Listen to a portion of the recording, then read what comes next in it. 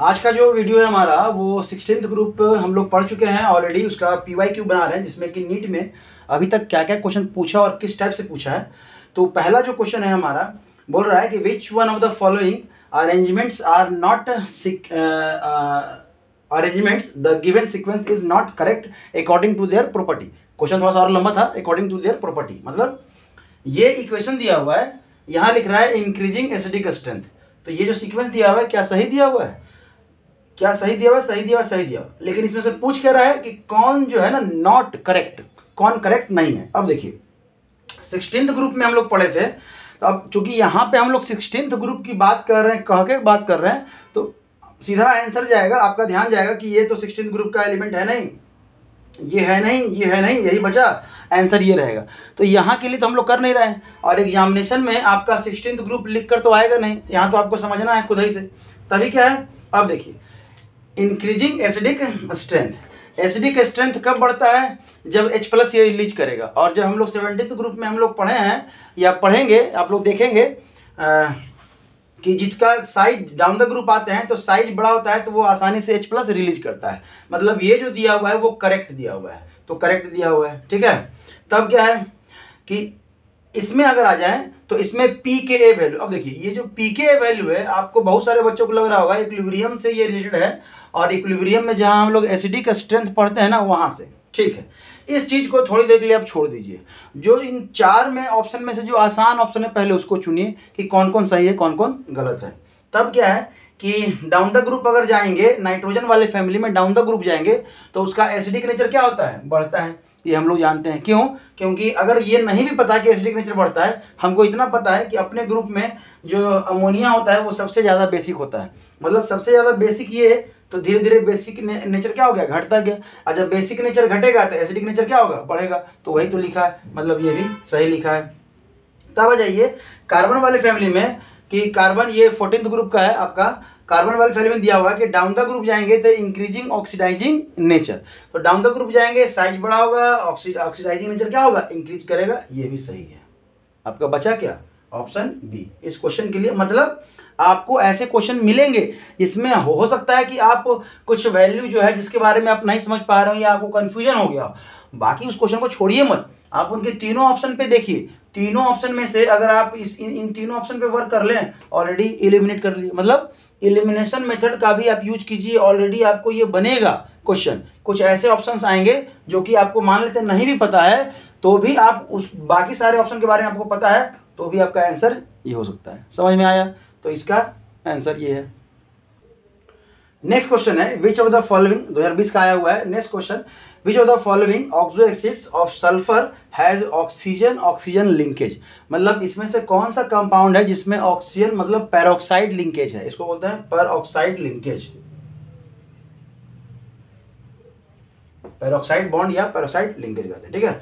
अभी क्या है, तो इनका स्ट्रक्चर ऑलरेडी हम लोग बना चुके हैं। यहाँ पे देखेंगे, अगर ये आपको थोड़ा सा रिकॉल करेंगे तो आपका H2SO4 का जो स्ट्रक्चर है वो क्या है? इस तरह से।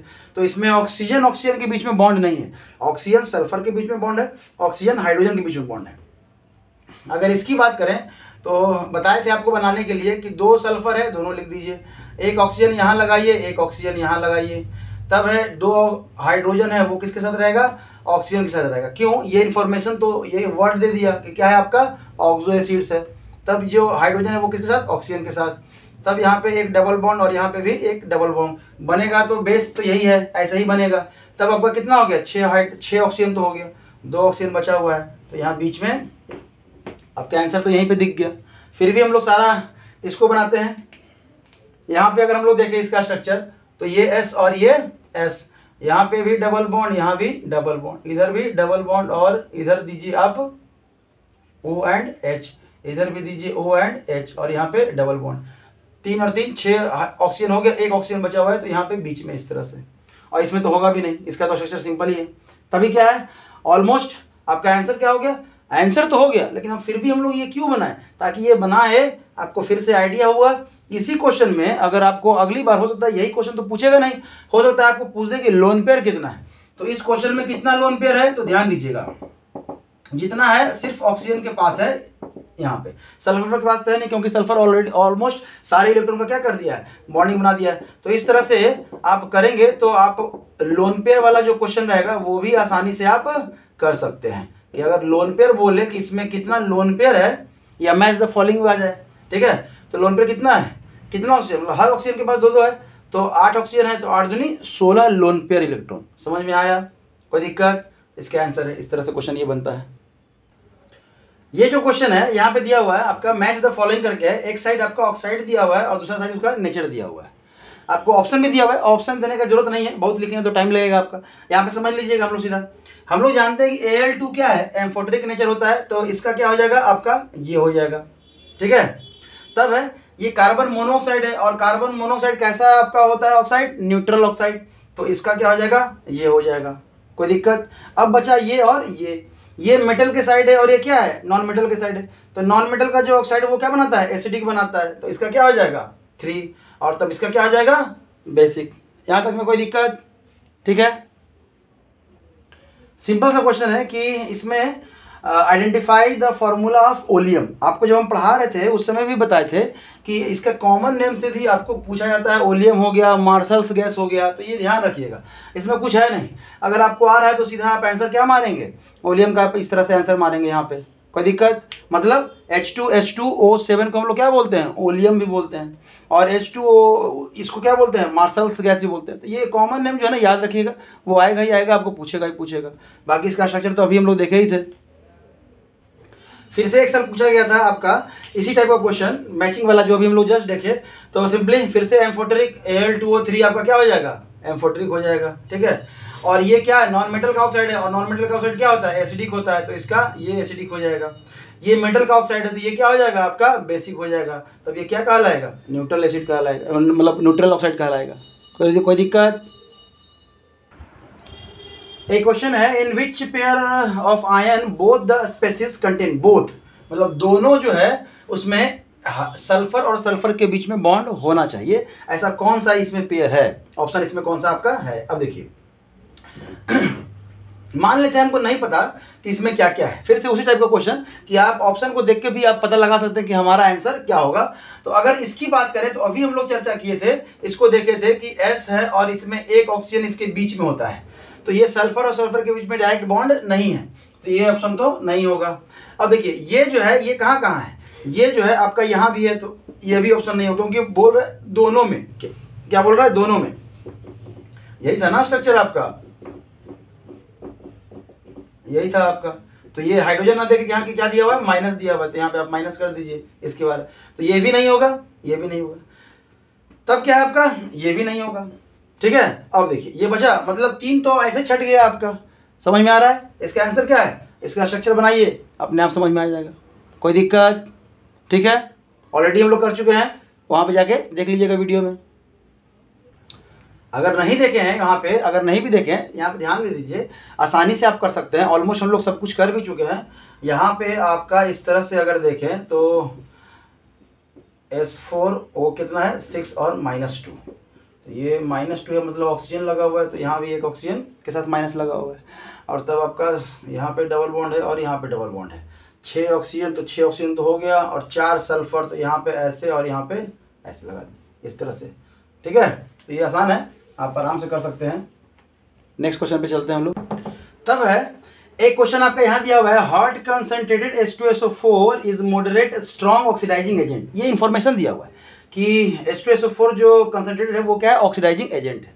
तब क्वेश्चन जो पूछ रहा है कि which of the following reaction does not show oxidising behaviour, कौन सा रिएक्शन में ऑक्सीडेशन नहीं हो रहा है, ऑक्सीडेशन क्या है, नहीं हो रहा है। तब क्या करेंगे, सबसे पहले हम लोग देखेंगे कि यहाँ पे कॉपर है तो इसका ऑक्सीडेशन नंबर 0, और यहाँ पे अगर SO4 के साथ है तो यहाँ SO4 पे -2, तो यहाँ पे कितना हो जाएगा +2, ठीक है। तो यहाँ एटलीस्ट कम से कम एक का तो ऑक्सीडेशन हो रहा है, बाकी का छोड़ दीजिए। यहाँ पे अगर इसका देखेंगे +6 और यहाँ पे इसका कितना हो जाएगा +4 हो जाए, तो इसका रिडक्शन हो रहा है। लेकिन पूछ किसका रहा है कि H2SO4 जो है वो ऑक्सीडाइजिंग बिहेवियर शो कर रहा है कि नहीं, तो हाँ देखिए इसका रिडक्शन भी हो रहा है और इसका ऑक्सीडेशन भी हो रहा है, ठीक है। यहाँ पे 3 सल्फर है, क्या है आपका 3 सल्फर है, ठीक है। और इस सल्फर का क्या बन रहा है आपका यहाँ पे SO2 बन रहा है और H2 बन रहा है। सल्फर का यहाँ पे 0 और यहाँ पे कितना है +4 है। ऑक्सीडेशन हुआ? हाँ हुआ। समझ में आया? तब क्या है कार्बन है। देखिए एलिमेंट जितने भी होते हैं उनका ऑक्सीडेशन स्टेट क्या होता है? न्यूट्रल स्टेट में 0। ठीक है।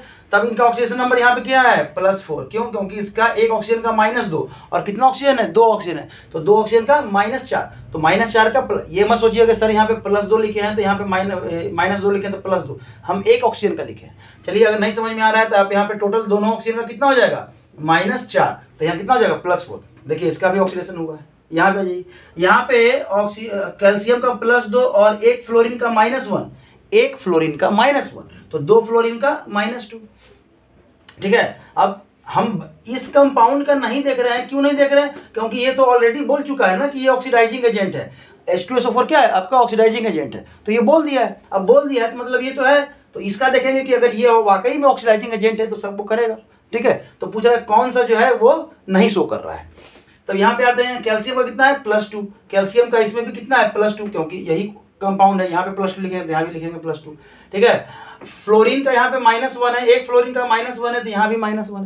देखिए यहाँ पे एक फ्लोरीन का नहीं लिखे हैं, यहाँ पे हम दोनों फ्लोरीन का लिखे हैं। अगर एक फ्लोरीन का लिखिएगा तो यहाँ भी -1 है। और हम लोग रिडॉक्स रिएक्शन में पढ़े हैं कि फ्लोरीन का ऑक्सीजन नंबर क्या होता है? हमेशा -1 होता है। समझ में आया? कोई दिक्कत?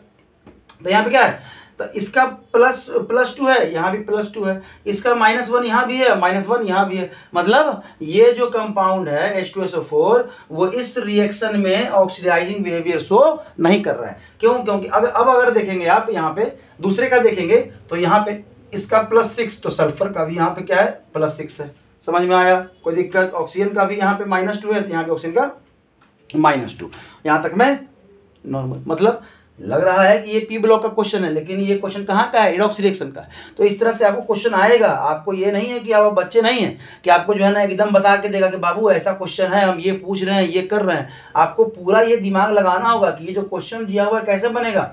बच्चे सब जो है ना रिएक्शन पे ध्यान देना शुरू करते हैं। अरे रिएक्शन से मतलब नहीं है, आपको पूछ क्या रहा है कि जो ऑक्सीडाइजिंग बिहेवियर शो नहीं कर रहा है, और ऑक्सीडाइजिंग बिहेवियर शो नहीं करेगा मतलब ऑक्सीडाइज नहीं करेगा। ऑक्सीडाइज नहीं करेगा मतलब आप ऑक्सीडेशन नंबर से यहाँ पे देख सकते हैं। समझ में आया? तो ये क्वेश्चन भले ही आपका इसका है, लेकिन आपको बनेगा कैसे?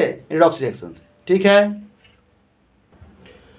Question decreasing order of stability of O2, O2+, O2-। अब देखिए ये 16th ग्रुप में आपको ये है कहाँ का? केमिकल बॉन्डिंग का क्वेश्चन है। क्या है? Chemical bonding. चूंकि 16th ग्रुप में आपका ऑक्सीजन है तो ऑक्सीजन के साथ क्वेश्चन यहाँ पे दे दिया है। और ये क्वेश्चन कहाँ का है? केमिकल बॉन्डिंग का है। और ये क्वेश्चन बनेगा कैसे? हम अगर स्टेबिलिटी की बात करें, हमारे पास ये है, अगर ये है तो हम एक ही चीज निकाल सकते हैं। वो क्या है? आपका बॉन्ड ऑर्डर निकाल सकते हैं। ठीक है, बॉन्ड ऑर्डर। और जब आप केमिकल ये पढ़ रहे थे केमिकल बॉन्डिंग, वहाँ पे हम ये क्वेश्चन करवाए भी हैं, PYQ भी करवाए हैं, आप वहाँ भी जाके देख सकते हैं। अब यहाँ बॉन्ड ऑर्डर को डिटेल में बताएंगे तो नहीं, क्योंकि एमओटी का पूरा सेक्शन है, वहाँ पे दिया हुआ है आपका एमओटी का। ठीक है, तो वहाँ पे आप देख लेंगे। तब क्या है कि अगर बात करें O2 का, वहाँ पे बॉन्ड ऑर्डर जो निकाले थे वो कितना निकाले थे हम लोग? 2 निकाले थे। O2+ का जो बॉन्ड ऑर्डर था वो कितना था? 2.5 था। और O2- का जो बॉन्ड ऑर्डर था वो कितना था? 1.5 था। और O2-2 का जो बॉन्ड ऑर्डर था वो कितना था? 1 था। मतलब बॉन्ड ऑर्डर जिसका ज्यादा उसका स्टेबिलिटी क्या है? ज्यादा। बॉन्ड ऑर्डर जिसका ज्यादा मतलब बॉन्ड ऑर्डर जो है आपका, बॉन्ड ऑर्डर जो है वो डायरेक्टली प्रोपोर्शनल है किसके? स्टेबिलिटी के। ये वहाँ पे हम लोग थर्मोडायनेमिक बॉन्डिंग में कर चुके हैं। तब क्या है? अब किसका ज़्यादा है? तो यहाँ पे सबसे ज़्यादा 2.5 है। अब 2.5 कौन है? तो O2+। तो O2+ यहाँ पे है, एक ही ऑप्शन है, तो O2+ का सबसे ज़्यादा, उसके बाद O2 का, उसके बाद O2-, उसके बाद ये आंसर हो गया आपका। मतलब अगर आप जान रहे हैं थ्योरी, देखिए इनऑर्गेनिक आपका एक ऐसा पोर्शन है कि आप अगर जान रहे हैं तो सीधा आंसर है और आपको टाइम बचाएगा। इनऑर्गेनिक से बहुत सारे बच्चे भागते हैं, बता दे रहे हैं। जो बच्चे इनऑर्गेनिक से भागते हैं वो कंपटीशन में कहीं भी एग्जिस्ट नहीं करते हैं। क्यों?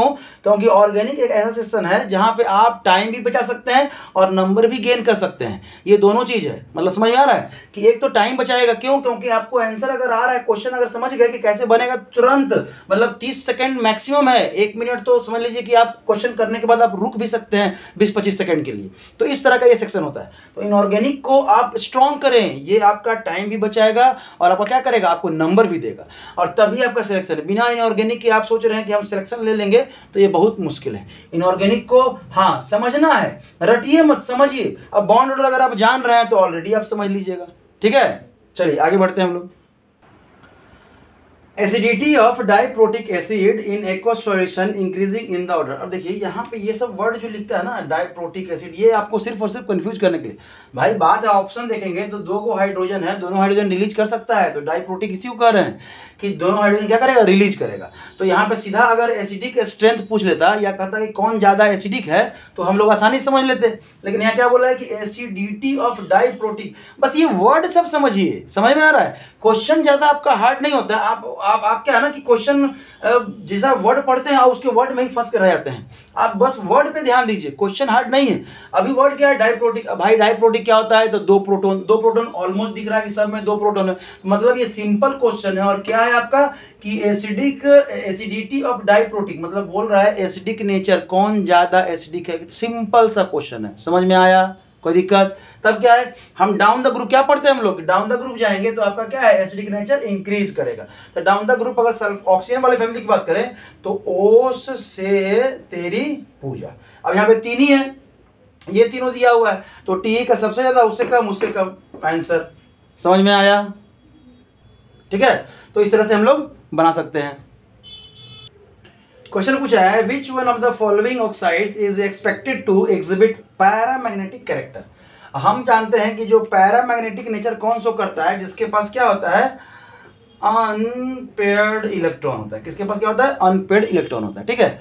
अब स्ट्रक्चर समझेंगे तो कार्बन डाइऑक्साइड, इसके पास वैलेंसी कितना, 4, और इसके पास ये ऑक्सीजन जुड़ के मतलब इसका 4 इलेक्ट्रॉन क्या हो गया, कोई लोन पेयर तो बचता है नहीं। इसके पास तो कोई अनपेयर्ड इलेक्ट्रॉन नजर ऐसे भी नजर नहीं आ रहा है। अगर एमओटी नहीं भी आ रहा है तो ऐसे भी समझिए। अगर इसको देखेंगे सल्फर डाइऑक्साइड को तो आप इस तरह से, और एक लोन पेयर बचता है, एक लोन पेयर मतलब 2 इलेक्ट्रॉन बच रहा है। क्या बच रहा है, 2 इलेक्ट्रॉन बच रहा है, ठीक है। तब बात करते हैं अगर इसकी, तो कार्बन वाले फैमिली का ही है। कार्बन अगर इस तरह से बना रहा है तो ये भी क्या बनाएगा, यही स्ट्रक्चर बनाएगा आपका ऑक्सीजन के साथ। तो यहाँ भी ये लीनियर बचा के ऑप्शन, ये आपका इसका स्ट्रक्चर बनाइए। क्लोरीन, एक डबल बॉन्ड यहाँ पे ऑक्सीजन लगा दिए। अगर मान लेते हैं डबल भी लगा दी, सपोज कीजिए डबल भी लगा दी। क्लोरीन का वैलेंस इलेक्ट्रॉन कितना, क्लोरीन का वैलेंस इलेक्ट्रॉन 7 में से कितना गया, 4 गया, तो यहाँ कितना बचेगा, 3 बचेगा। अनपेयर्ड इलेक्ट्रॉन तो यहीं पे दिख रहा है। समझ में आया, कोई दिक्कत। तो इस तरह से स्ट्रक्चर का बनाएंगे, आपको समझ में आएगा। तब क्या है, ये ऐसा नहीं रहता। ये जो स्ट्रक्चर आप देखे होंगे वो इस तरह से देखिएगा कि ClO2 और माइनस दिया रहता है। क्या दिया, माइनस दिया रहता है, मतलब एक इलेक्ट्रॉन और एक्स्ट्रा इसमें ऐड किया रहता है, और तब जाके जो है ना आपका ये इस तरह से स्ट्रक्चर आपका बनता है यहाँ पे, और ऐसे करके माइनस। समझ में आ रहा है। ये स्ट्रक्चर जब बॉन्डिंग में पहुंचेंगे, मतलब बॉन्डिंग में जब आप देखेंगे तो यहाँ पे आपको ऑलरेडी दिया हुआ है, बॉन्डिंग का सेक्शन आपको वहाँ करवाया हुआ है, स्ट्रक्चर भी बनाया हुआ है, हाइब्रिडाइजेशन भी निकाला। अगर इसी में हाइब्रिडाइजेशन पूछ दे तो क्या हो जाएगा, इसका हाइब्रिडाइजेशन sp, इसका हाइब्रिडाइजेशन 1 2 3 sp2, इसका हाइब्रिडाइजेशन फिर से sp। समझ में आ रहा है। तो ये सब हम लोग सेशन कर चुके हैं। जब ये क्वेश्चन देखे हैं तो आप इस टाइप से जो है ना करें, एक क्या ना आपका रिवीजन हो जाएगा। अलग से रिवीजन के लिए बैठने की जरूरत नहीं पड़ेगा। देखिए ऐसा क्वेश्चन है, अब इसमें हमको ऑप्शन देने की जरूरत नहीं है। ऑप्शन हम लोग यहाँ से सीधा क्या करेंगे, आंसर बना सकते हैं। The oxidation state of sulphur in the ion, इसमें पूछ रहा है, तो हम सब में अगर हम लोग सीधा ऑक्सीडेशन स्टेट आपका निकालें तो यहाँ पे क्या है, इसका x मान लीजिए, प्लस ऑक्सीजन का कितना होता है -2 × 3 इक्वल टू कितना हो जाएगा, -2। क्यों, क्योंकि ओवरऑल चार्ज कितना है, -2। क्या हो जाएगा, x -6 इक्वल टू -2।